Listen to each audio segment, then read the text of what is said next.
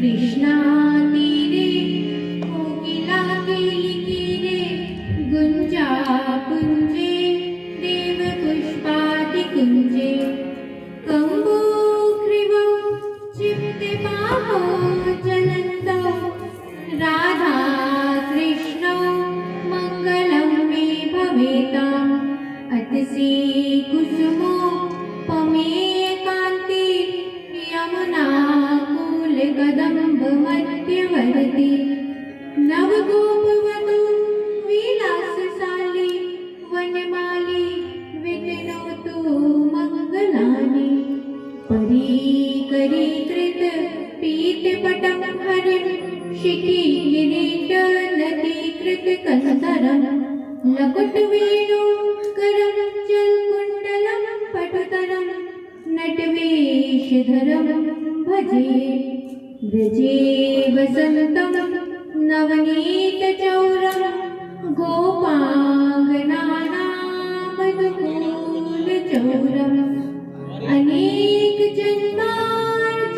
अनेकजन्मार्जितपापचौरं चौराग्रगण्यं पुरुषं नमामि श्रीहंसं च सनत्कुमारप्रवती वीणाधरं नारदं निबादित्य गुरुं च द्वादश गुरुन् श्री श्रीनिवासादिकान् वन्दे सुन्दरभट्टदेशिकमुखान् वश्विन्दुसङ्ख्यायुतान् श्रीव्यासादरिमध्यगाचपरिता सर्वान् गुरुन् सादरम् हे निम्बार्कदयानिधे गुणनिधे हे भक्तचिन्तामणि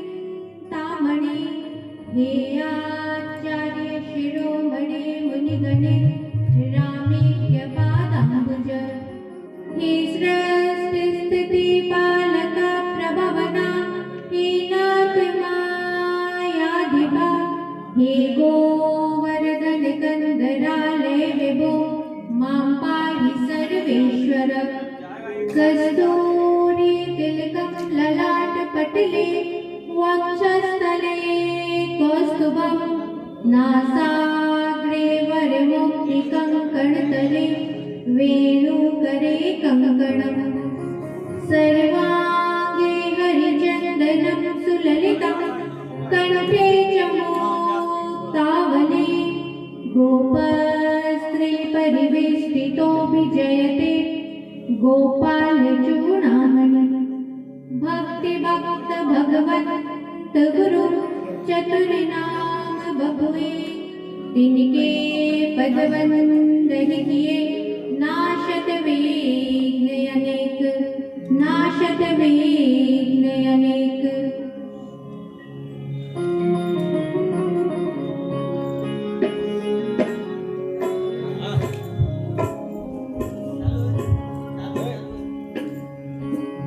राधे राधे राधे गोविंद राधे चालू है। राधे राधे राधे गोविंद राधे राधे राधे राधे गोविंद राधे राधे राधे राधे गोविंद राधे गोविंद राधे गोपाल राधे गोविंद राधे गोपाल राधे गोविंद राधे गोपाल राधे गोविंद राधे गोपाल राधे राधे राधे राधे गोविंद राधे राधे राधे राधे गोविंद राधे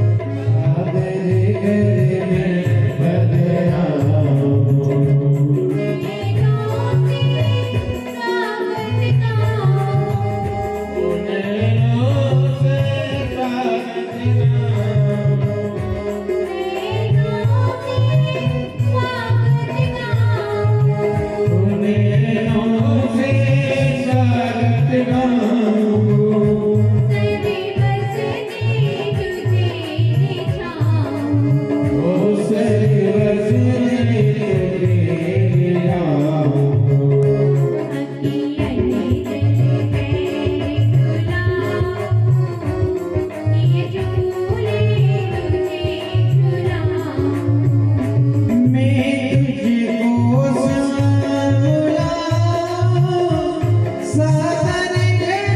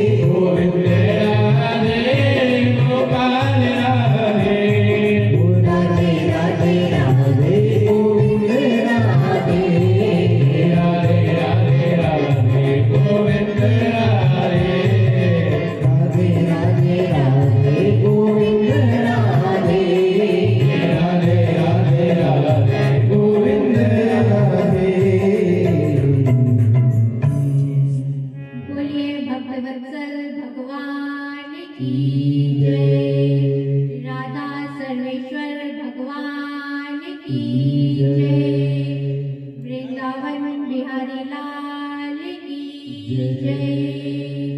गिरिराज महाराज की जय। त्रिवेणी संगम की जय।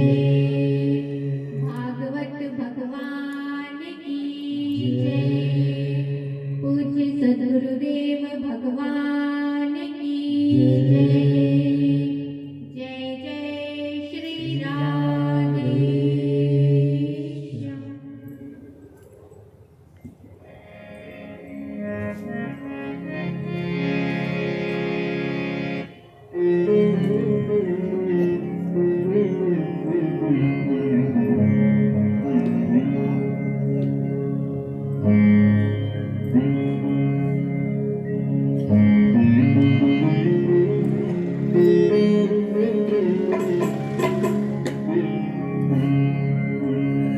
पायो जी मैंने राम रतन धन पायो। पायो जी मैंने राम रतन धन पायो। राम रतन धन पायो जी मैंने राम रतन धन पायो।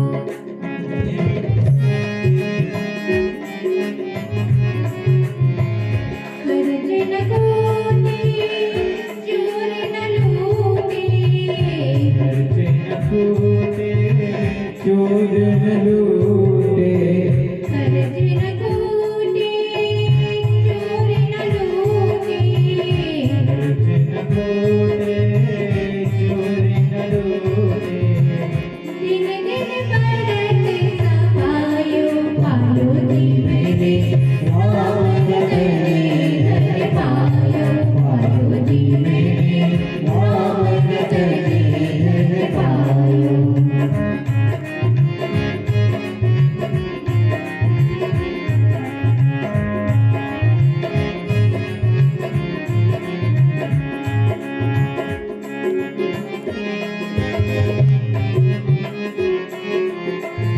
सतकी नाम की बटिया सके गुरु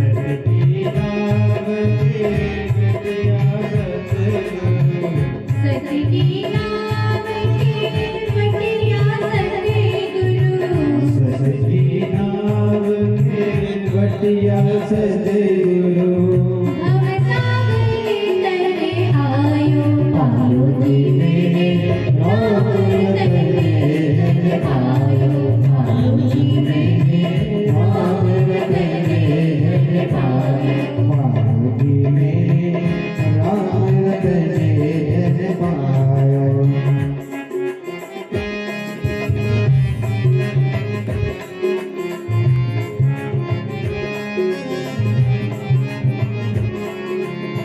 मीरा के प्रभु गिरधर नागर मीरा के प्रभु गिरधर नागर मीरा के प्रभु गिरधर नागर मीरा के प्रभु गिरधर नागर हरक हरक जैसे गायो पार्वती में राम रतन धन पायो पार्वती में राम रतन धन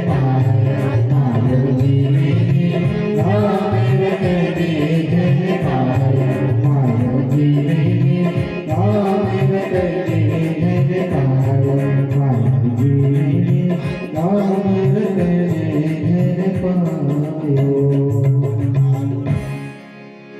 बोलिए भक्तवत्सल भगवान की जय जय जय श्री राधे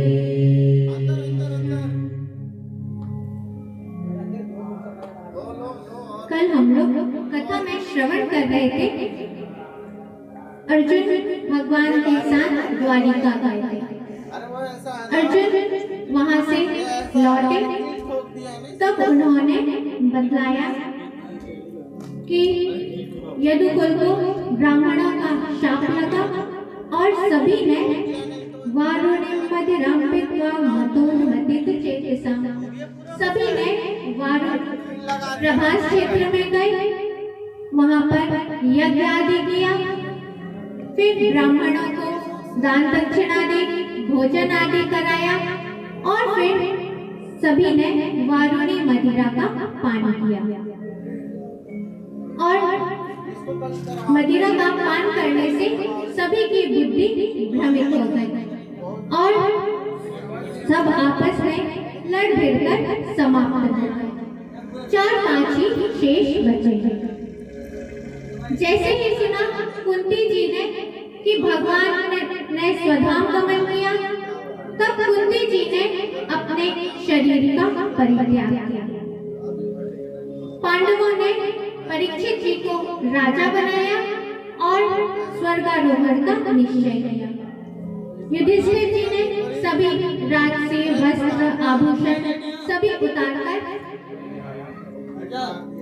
वल्कल वस्त्र धारण किया संन्यास ग्रहण किया और युधिष्ठिर जी के साथ भीम अर्जुन नकुल सहदेव और द्रौपदी यह भी गए स्वर्गारोहण के लिए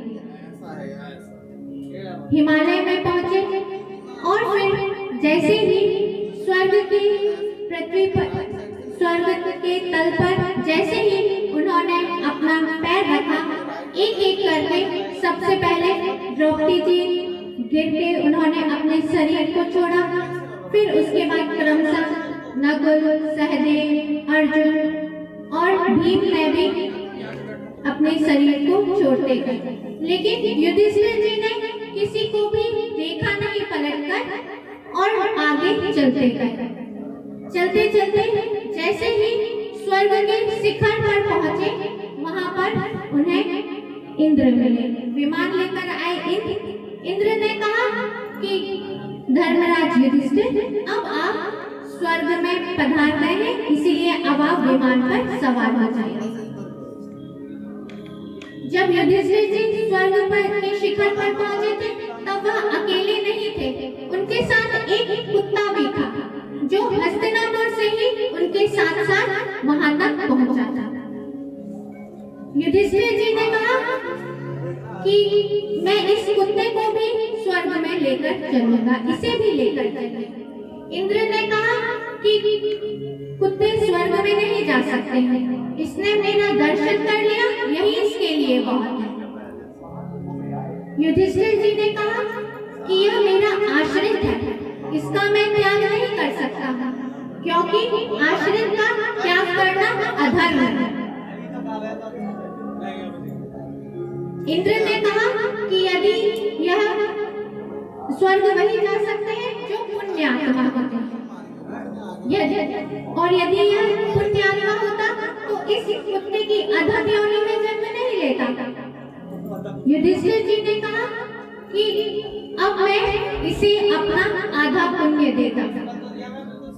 जैसे ही युधिष्ठिर जी ने अपना यह वचन बोला कि मैं इसे अपना आधा पुण्य देता हूँ, उस कुत्ते में से स्वयं साक्षात धर्मराज प्रकट हो गए और प्रसन्न हो गए और उन्होंने कहा कि युधिष्ठिर जी, हम आपके इस धर्म से बहुत ही प्रसन्न हैं।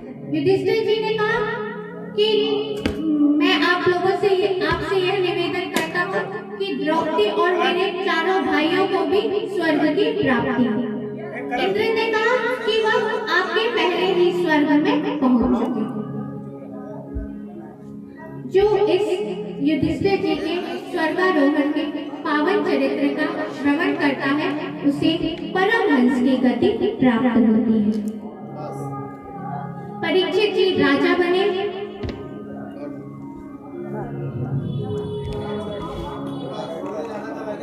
उत्तर की पुत्री इरावती के साथ विवाह किया। जन्मेजय आदि 4 पुत्र हैं।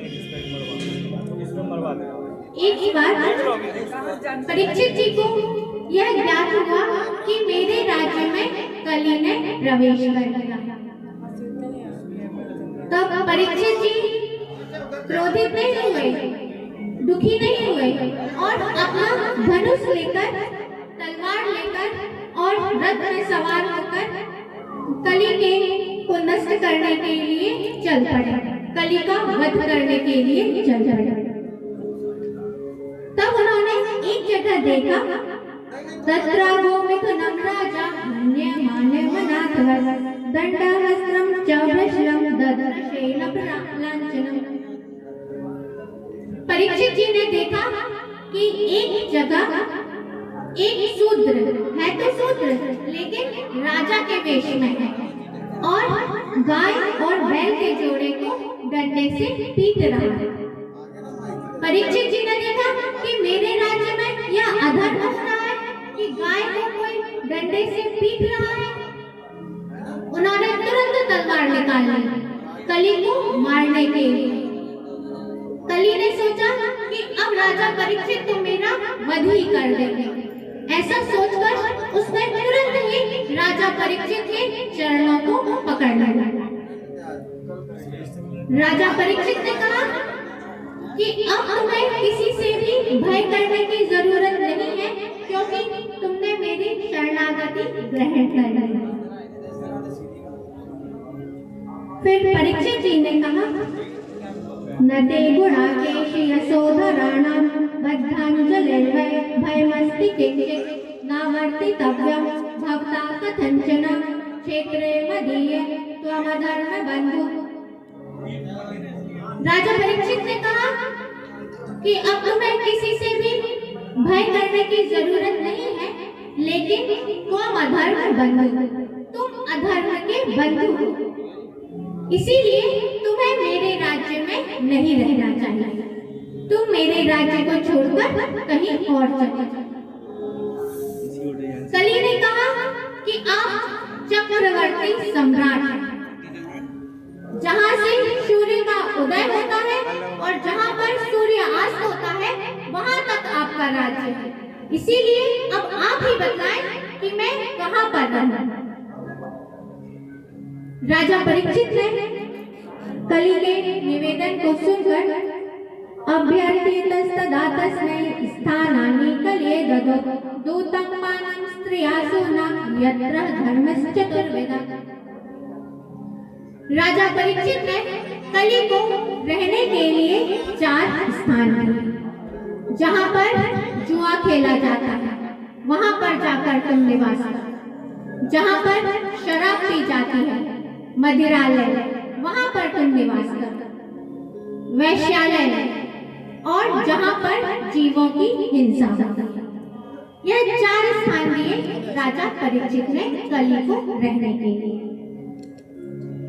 कली ने कहा, राजन, यह चारों तो बड़े ही निकृष्ट स्थान हैं, कोई और स्थान भी दीजिए। राजा परीक्षित ने पुनश्च याचमानाय जातरूपावदात् प्रभु। पुनः याचना करने पर कली के राजा परीक्षित ने एक और स्थान दिया। स्वर्ण, धन, अधर्म से कमाया हुआ धन, उसमें तुम निवास करो। और फिर एक दिन राजा परीक्षित शिकार खेलने के लिए जंगल में गए। एकदा धनुरुद्धम्य विचरन् मृगयाङ्गणे। राजा परीक्षित शिकार खेलने के लिए जंगल में गए। चक्रवर्ती सम्राट थे, सोने के आभूषण धारण किए हुए थे, कवच आदि धारण किए हुए थे। और कली को कौन सा स्थान दिया था? स्वर्ण, अधर्म से कमाया हुआ धन। राजा के राज्य के कोष में सभी प्रकार का धन आता है। इसीलिए उन्होंने जैसे ही मुकुट धारण किया तो कली ने राजा के मुकुट में आकर बैठ गया और राजा की बुद्धि को भ्रमित कर दिया। राजा शिकार खेलने के लिए गए और अपनी सेना से बिछड़कर एक संत की कुटिया में पहुंच गए, ऋषि की कुटिया में पहुंच गए। और अब बुद्धि भ्रमित हो गई है तो अब उन्हें भूख भी लगाई और प्यास भी लगाई। इसीलिए ऋषि की कुटिया में पहुंचकर उन्होंने ऋषि से अन्न और जल की याचना की। ऋषि समाधि में थे, उन्हें ज्ञात ही नहीं हुआ कि राजा परीक्षित मेरे कुटिया में आए हैं और मुझसे अन्न जल की याचना कर रहे हैं। राजा परीक्षित को क्रोध आया कि यह महात्मा जो है यह पाखंडी है। इन्होंने मुझे देखकर ही आंखें बंद कर ली हैं कि राजा आए हैं और इनका स्वागत करना पड़ेगा, इसीलिए समाधि लगाकर बैठ जाते हैं। राजा परीक्षित ने सोचा कि यह पाखंड कर रहे हैं। क्रोध आया और क्रोध में उन्होंने वहीं पर ही एक मृत सर्प पड़ा हुआ था, उसे अपनी धनुष की नोक से उठाकर ऋषि के गले में डाल दिया और फिर वहां से अपने नगर में लौटा। ऋषि के एक बालक थे जिनका नाम था श्रृंगी। वह कौशिकी नदी के किनारे खेल रहे थे, जल क्रीड़ा कर रहे थे। कुछ ऋषि बालकों से उन्हें ज्ञात हुआ कि राजा परीक्षित ने आपके पिता के गले में मृत सर्प डाल दिया। श्रृंगी ऋषि बहुत तेजस्वी थे, उन्हें क्रोध आ गया और उन्होंने वही कौशिकी नदी का जल हाथ में लेकर राजा परीक्षित को शाप दे दिया। इति लंघयत मर्यादं तक्षका सप्तमे घनी यक्षतिं रस्मकुलांगारं चोदितो मे तथा दुहम्। जिस कुलंगार राजा परीक्षित ने मेरे पिता के गले में मृत सर्प डाला है और मर्यादा का उल्लंघन किया है, उसकी आज से 7वें दिन तक्षक नाग के डसने से मृत्यु हो जाएगी। शाप दिया और फिर कुटिया में लौटकर आए और अपने पिता के सामने रुदन करने लगे, रोने लगे। अब ऋषि की समाधि भंग। देखिए, प्रारब्ध का खेल है ये। जब राजा परीक्षित अन्न जल की याचना कर रहे थे, उस समय ऋषि की समाधि भंग नहीं हुई, लेकिन पुत्र के रोने पे समाधि भंग हो गई, क्योंकि यह प्रारब्ध में था ही। पहले ही ब्राह्मणों ने बता दिया था, जब राजा परीक्षित का जन्म हुआ था, कि इन्हें एक ब्राह्मण का शाप लगेगा और तक्षक नाग के डसने से इनकी मृत्यु होगी। इसीलिए भगवान ऐसा विधान बनाते हैं। राजा परीक्षित और ऋषि ने कहा कि राजा परीक्षित इस शाप के योग्य नहीं थे, इसीलिए अब उन्हें तुरंत सूचना भेजी जाए, उन्हें तुरंत सूचित करो कि आपको शाप लग गया है। आज से 7वें दिन तक्षक नाग के डसने से आपकी मृत्यु होगी। जैसे ही राजा परीक्षित को यह पता चला कि मुझे शाप लग गया है, उन्होंने अपने पुत्र जन्मेजय को राज्य सौंपा और स्वयं गंगा जी के किनारे आ गए। मुनि व्रतो मुक्त समस्त संगा, मुनियों का सा वेश धारण करके गंगा जी के किनारे आमरण अनशन का व्रत लेकर के बैठ गए। सभी जगह सभी ऋषि महर्षियों को यह ज्ञात हुआ कि राजा परीक्षित को शाप लग गया है और राजा परीक्षित ने अन्न जल त्याग कर गंगा जी के किनारे आ गए हैं। सभी ऋषि महर्षि जितने भी थे, सभी राजा परीक्षित के पास में आए। राजा परीक्षित ने सभी का स्वागत किया और सभी से हाथ जोड़कर प्रश्न किया कि जिस मनुष्य की मृत्यु शीघ्र ही होने वाली है, उसे क्या करना चाहिए। सभी ऋषि महर्षि वहां पर आए। अत्रि, वशिष्ठ, पराशर, भरद्वाज, गौतम, मेधातिथि, जितने भी ऋषि महर्षि थे, सभी वहां पर उपस्थित थे। लेकिन किसी ने भी राजा परीक्षित के प्रश्न का उत्तर नहीं दिया। और उसी समय जब राजा परीक्षित सभी ऋषियों से यह प्रश्न कर रहे थे, उसी समय वहां पर तत्रा भगवान व्यास पुत्रो यद्रक्षयामा गामन मानो न पेक्षा अलक्ष लिंगो निजलाभ तुष्टो व्रतश्च वाले रवदूत वेशा। उसी समय वहां पर सुखदेव जी का आगमन हुआ। बोलिए सुखदेव भगवान की जय। उनकी 16 वर्ष की अवस्था थी। सभी अंग प्रत्यंग बड़े ही सुकुमार थे। बाहरी लक्षणों से उन्हें पहचाना नहीं जा सकता था, लेकिन उनको देखकर सभी जितने भी ऋषि महर्षि थे, सभी ने अपना स्थान छोड़कर खड़े हो गए। राजा परीक्षित ने उन्हें एक श्रेष्ठ आसन प्रदान किया, चरण प्रक्षालन किया और उनसे प्रश्न किया। अतः पृच्छामि संसिद्धिं योगिनां परमं गुरु पुरुषस्य यत्कार्यं म्रियमाणस्य सर्वथा। उन्होंने सुखदेव जी से प्रश्न किया, जिसकी मृत्यु अत्यंत निकट है, उसे क्या करना चाहिए, किसका जप करना चाहिए, किसका त्याग करना चाहिए, किसका पूजन करना चाहिए, क्योंकि आपका दर्शन बड़ा ही दुर्लभ है। आप किसी गृहस्थ के यहाँ उतनी देर भी नहीं ठहरते हैं जितनी देर एक गाय दूध जाती है। इसीलिए अब आप मेरे इस प्रश्न का उत्तर दें।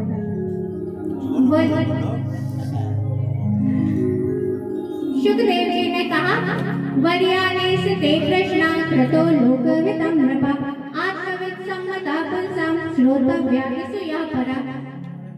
सुखदेव जी ने कहा कि आप राजन आपने बड़ा ही उत्तम प्रश्न किया। महापुरुष ऐसे प्रश्नों का बड़ा ही आदर किया जाता है। बोलिए भक्तवत्सल भगवान